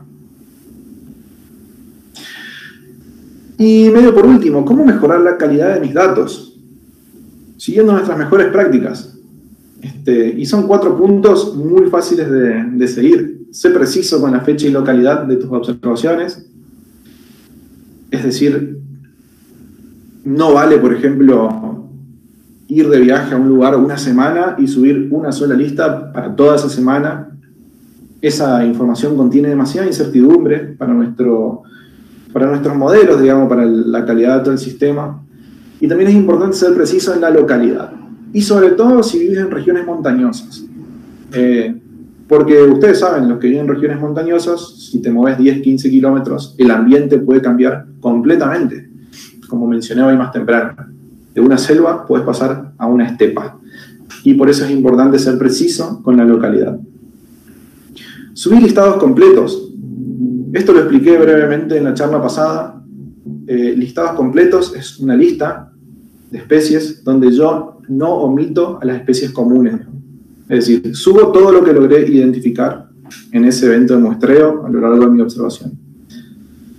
Eso es un listado completo. Si yo subo solamente las especies que más me gustaron o las especies más raras, ese listado es incompleto porque estoy omitiendo aves que estuvieron presentes a lo largo de mi recorrido. Entonces incentivamos a subir listados completos. El tercer punto es no excedas los 5 kilómetros de recorrido, idealmente, ¿no? Y esto aplica más para regiones también montañosas o regiones donde el ambiente cambia abruptamente. Por ahí, en Patagonia, yo entiendo, 5 kilómetros en medio de la estepa no cambia mucho. Por lo tanto, los revisores de Patagonia son más permisivos con respecto a esto. Permiten que la distancia sea más larga. Pero nosotros, en el norte, en la selva, en el Chaco, incentivamos a que los listados no excedan los 5 kilómetros de recorrido. Simplemente para lograr una buena precisión espacial con respecto a dónde se encuentra el ave. Y bueno, por último, intentá siempre estimar la cantidad de individuos. Es decir, si ves una bandada, no hace falta que cuentes los individuos, sino poner simplemente un estimativo de la cantidad, 1000, 1500, 500, 200. Es mucho mejor eso que poner simplemente una X. Una X no nos está dando ni siquiera una idea de la cantidad que había en ese momento en ese lugar. Es decir, puede ser 1 o puede ser 1.000.000 si ponemos una X. Entonces siempre está bueno estimar la cantidad de individuos. Después, si alguien quiere hacer uso científico de esos datos, hay metodologías computacionales para corregir esos estimativos, digamos, para poder aproximar a algo un poco más real. Pero si todos utilizáramos la X, no vamos a poder hacerlo, no vamos a poder tener una idea de la abundancia de estas aves. Bueno, ese es el fin de la presentación. Les pongo esta imagen y me voy a fijar en el WhatsApp a ver si aparecieron algunas preguntas que quedaron pendientes de responder. Aquí ya Mary, que siempre está atrás de todo esto. Una genia, Mary, y te agradezco un montón la mano. Ya me mandó algunas preguntitas que voy a proceder a responder.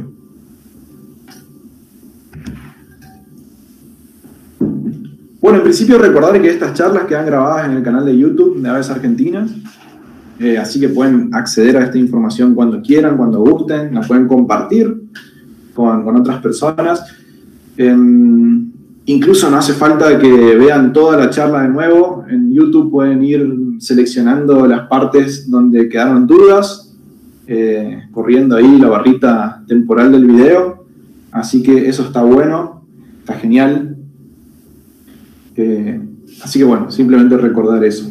Arno nos pregunta, si registro virtualmente una especie que me salta como rara, que siempre está en la localidad donde estoy, pero quizás no así en el resto de la región, ¿qué comentario sería relevante? Es decir, el caso del zorzal chalchalero que vimos hoy. Digamos, En esos casos no hace falta poner un comentario. Si vos tenés una especie rara en la región donde observás aves, que habitualmente se encuentra ahí, una especie localmente común, pero que en el resto de los lugares es rara, y te salta constantemente la alerta, no hace falta que te esmeres en poner un comentario. Porque ya el revisor de tu zona sabe que esa especie se encuentra ahí. Entonces automáticamente va a proceder a validar el registro y a que el registro pase a formar parte de los productos públicos de IBER. Ahora, si es la primera vez que encontrás esta especie rara en tu zona, ahí sí te incentivamos a que te esmeres y pongas un comentario relevante, o mejor aún, poder documentar su presencia a través de una foto o sonido. Pero bueno, contestando la pregunta de Arno, no es necesario explayarse mucho en caso de que habitualmente registres una especie rara en tu lugar. Bueno, Vicky nos pregunta, nos dice que a través de la aplicación del celular aún no es posible subir fotos. Es verdad, no es posible subir fotos y tengo entendido que por lo pronto no va a ser posible, pero sí que tienen en mente desarrollar la capacidad de subir fotos en un futuro cercano. No puedo decir cuándo, pero probablemente en 1 o 2 años ya la aplicación tenga la capacidad de que vos a través de la misma puedas subir las fotos a IBER. Hoy en día tenés que ir a una computadora para poder subir las fotos. Y es un tanto engorroso, ¿no es cierto? Yo entiendo. Pero el tema es que a la aplicación la utilizan miles y millones de usuarios en el mundo. Por lo tanto, tratan de optimizar de que la aplicación sea muy liviana y que no pese tanto, digamos, porque si no, satura el sistema y se cuelga. Por lo tanto, están tratando de encontrar ese balance entre optimización y funcionalidades de la aplicación. Yo creo que, igual dentro de poco, con todo el desarrollo tecnológico, van a poder habilitar la subida de fotos y sonidos a través de la app. Miriam pregunta, ¿quién está trabajando en el proyecto de migraciones de Sudamérica? ¿Se tiene acceso a esos datos? Bueno, el proyecto de migraciones de Sudamérica trabajo yo. Es mi proyecto de doctorado. Arranqué hace 2 años y medio aproximadamente, o sea que es todo nuevo esto. Y bueno, estamos en medio de este proyecto en una etapa donde todavía estamos conociendo a nuestras especies, estamos conociendo nuestros datos. No tenemos nada muy definido todavía. En los próximos años estamos desarrollando modelos para poder estudiar su migración con datos de IBER y también con datos de otras fuentes. Así que en los próximos 2 o 3 años va a haber más información al respecto. Los datos van a poder tener, los datos, digamos, ya publicados van a poder tener acceso una vez que finalice mi doctorado y se vayan publicando los distintos trabajos. De cualquier manera, los datos crudos de IBER sí pueden puedes acceder a esos datos desde la página. Puedes escribirnos a nuestro email y yo te voy a enviar el link donde vos puedes acceder a los datos crudos de IBER que te pueden permitir hacer diversos tipos de análisis científicos. A ver, otra pregunta.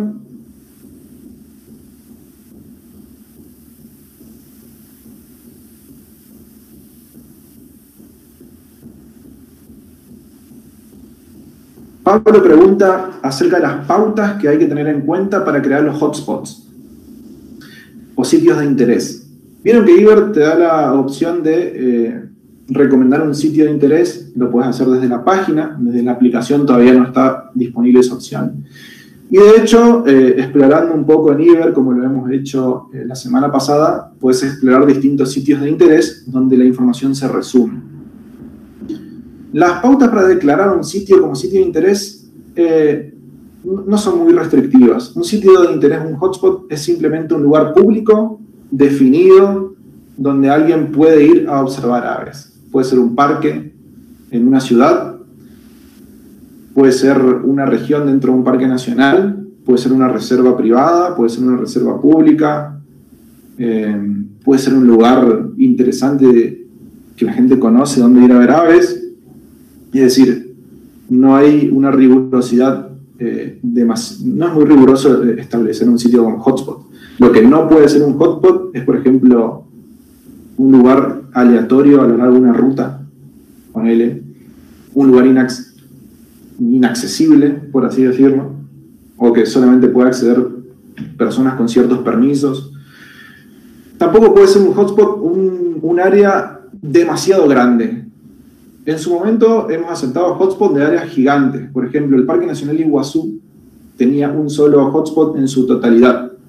El problema es que mientras nosotros vamos trabajando en la calidad de datos, nos dimos cuenta que eso es contraproducente, porque perdemos demasiada precisión espacial teniendo un hotspot para un parque tan grande. Entonces ahora lo dividimos a esos hotspots en subregiones dentro del parque. El Parque Nacional Iguazú entonces tiene el área Cataratas, tiene la seccional 101, entre otras. Lo mismo hicimos con el Parque Nacional Carilegua. Antes había un hotspot para todo el parque. Ahora lo dividimos en la seccional Aguas Negras, que tiene selva pedemontana, seccional Mesada de las Colmenas, que tiene selva montana, una selva distinta, y la parte más por encima, que es el monolito, tiene su propio hotspot. Por lo tanto, incentivamos a que las listas se suban en los lugares correspondientes para ganar precisión espacial. Seguimos viendo algunas preguntitas. Agustín pregunta, encuentro una ave migrante muerta. Pero no puedo determinar la fecha en la que estuvo en el sitio tal. ¿Lo reporto? Esto habíamos hablado un poquito la semana pasada al respecto a las aves muertas. Son un tema en IBERT porque todavía no tenemos un protocolo para subir correctamente el registro de aves muertas. Yo te incentivo a que subas registro de aves muertas colocando el protocolo histórico. ¿Viste que cada vez que subís una lista de IBERT te pregunta de qué manera observaste aves? ¿Con desplazamiento estacionario, incidental, histórico?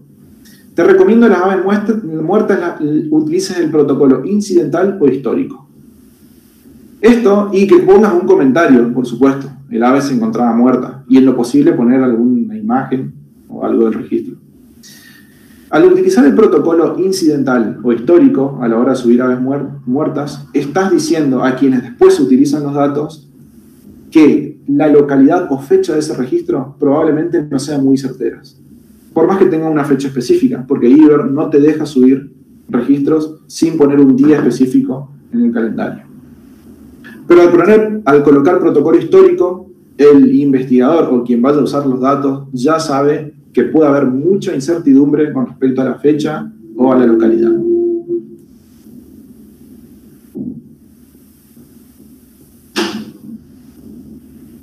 Bueno, Marcelo nos pregunta si se resolvió el problema para explicar cómo citar a IBERT en la bibliografía. Estamos trabajando en la traducción.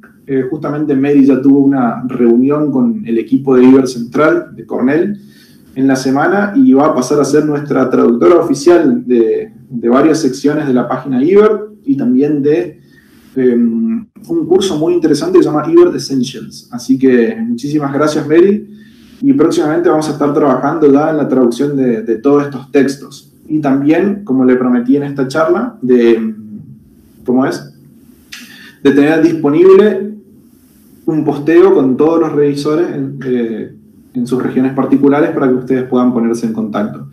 Así que de igual manera me pondré en contacto personalmente con Marcelo para enviarle el link para que pueda citar correctamente los datos de IBERT. Pero sí, en las próximas semanas ya va a haber una traducción oficial de todo esto en nuestro portal, en el de IBERT Argentina.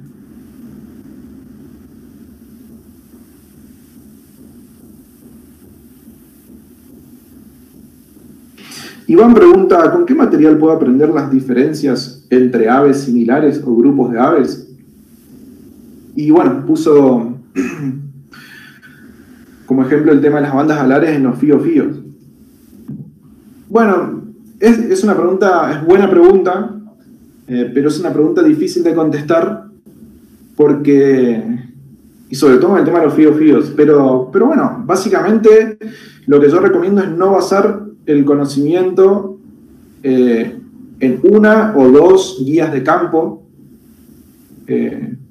más bien hacer una búsqueda bibliográfica un poquito más intensiva, tratar de conseguir algunas guías de campo un poco más regionales. Por ejemplo, yo particularmente recomiendo mucho la guía de aves de Sudamérica. Les voy a mostrar.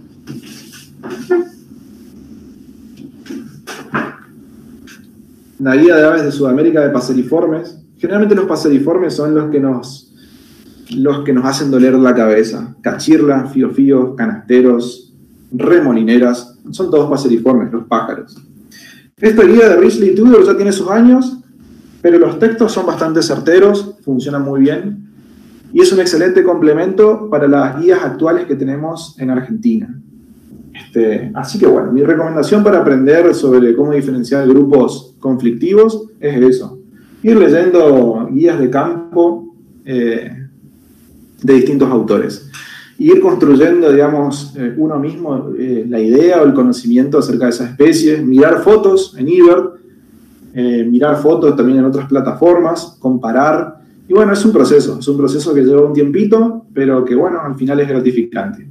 Así que yo recomiendo, bueno, eso, una búsqueda bibliográfica más abarcativa, no por ahí basarse en lo que dice 1 o 2 guías, ¿no?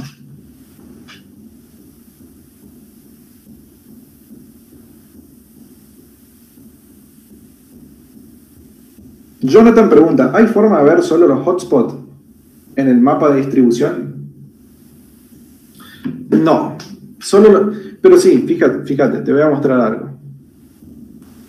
Al entrar a un mapa de distribución de una especie, en este caso ya teníamos el mapa de distribución del cerquero cabeza castaña, vas a ver que hay 2 tipos distintos de pinches, de estos puntitos. Uno que tiene una llamita por dentro, eso es un hotspot. Y si hacemos clic, nos va a decir el nombre. Esto es Tiraxi y las Capillas. Ese es el hotspot de Tiraxi y las Capillas. Ahora, si hacemos clic en estos puntitos que no tienen ninguna llamita dentro, eso es una localidad personal del autor. En este caso, Puente Río de los Blancos, que tranquilamente podría ser un hotspot, si es que el autor lo recomienda como tal.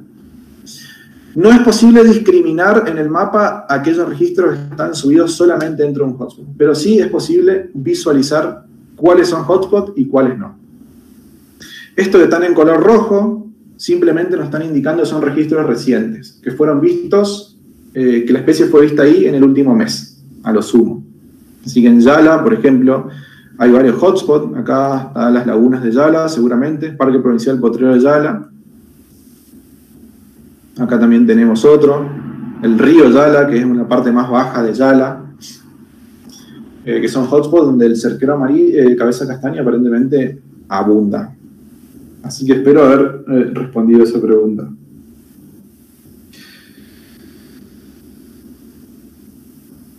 Después Arno nos pregunta algo fundamental. Muy buena pregunta y desde ya gracias por traerla aquí. ¿Las fotos subidas a eBird tienen que ser del mismo momento en que se registra el individuo? Dicho de otro modo, ¿podemos utilizar una foto sacada en otro momento y ponerla en una lista? La respuesta es no. La foto tiene que ser del individuo que se sube en la lista. Es decir, si yo subo un hornero hoy, 6 de abril, visto en el balcón de mi casa, y quiero subir una foto de ese hornero, tiene que ser del hornero que yo vi hoy. O sea, del hornero que estoy reportando. No puede ser una foto de horneros que yo saqué en el pasado. ¿Por qué? Simplemente porque pueden suceder varios problemas.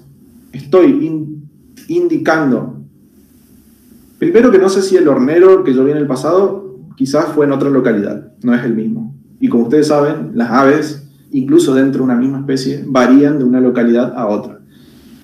Y después que intuitivamente alguien que ve mi listado y ve un hornero con una foto, va a intuir que era el hornero que yo registré en ese momento.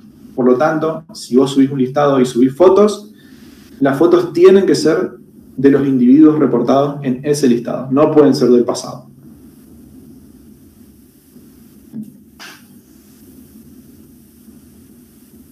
Bueno, creo que finalizaron las preguntas, a ver si hay alguna más.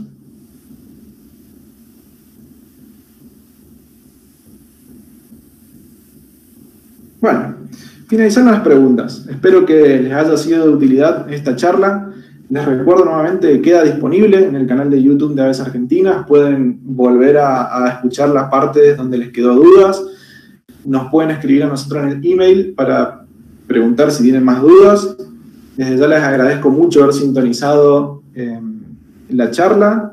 Les agradezco muchísimo más que utilicen Iber, que nos banquen a nosotros los revisores, que a veces somos bastante hinchaguindas, pero bueno, lo hacemos para que todos podamos contar con una plataforma con datos confiables y replicables y con una finalidad científica o de conservación. Así que estamos todos trabajando y tirando para el mismo lado.